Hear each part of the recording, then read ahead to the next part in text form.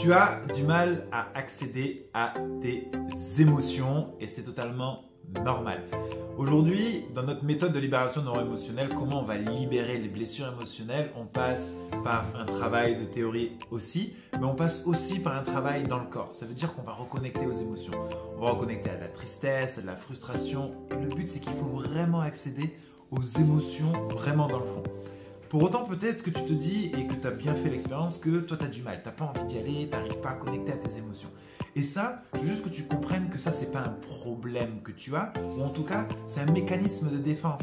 C'est ton subconscient, c'est ton corps qui a compris qu'il fallait que tu te coupes de tes émotions.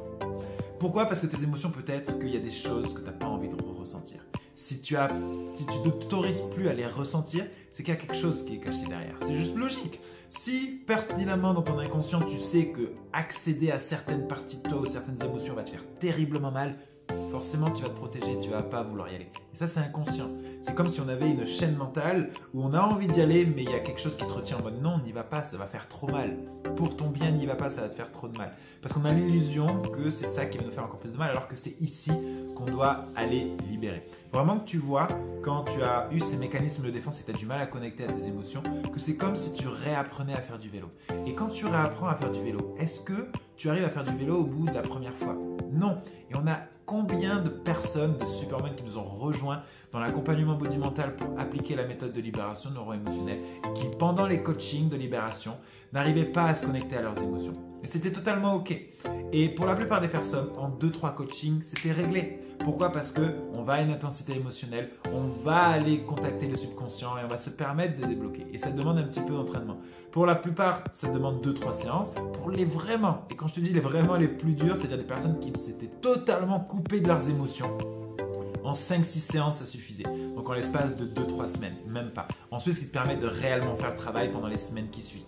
Donc sache que tu n'as pas de problème si tu as du mal à connecter à tes émotions et que c'est juste un aspect naturel de tes blessures. Il faut que tu saches qu'aujourd'hui, moi j'accompagne des centaines de personnes. Je suis maintenant à l'aise à parler de mes émotions, à parler de tout ça, à accéder à mes émotions. J'ai plus forcément de mal à ressentir mes émotions. Alors qu'avant, j'étais une vraie carapace, j'étais un vrai roc et personne n'avait le droit de me voir pleurer ou être fatigué ou être dans un coup de moins bien. Et je m'isolais pour pas qu'on me voit comme ça parce que moi j'étais la personne dure et il ne fallait pas qu'on voit mes émotions. Et pour autant, c'est ce qui me privait aussi d'une partie de mon bonheur et j'ai jamais été aussi heureux que depuis que je ressens mes émotions, que j'ai réussi à faire ce boulot là-dessus et sur moi, et c'est une vraie libération en fait. Mais pour autant, est-ce que je me suis dit ah ben moi j'arrive pas à connecter à mes émotions, ça marchera pas pour moi cette méthode, etc. Ben non, parce que je l'ai appliqué, je l'ai fait à l'intérieur de moi. Oui, ça a été challengeant, oui, ça m'a bousculé, oui, il y avait tout.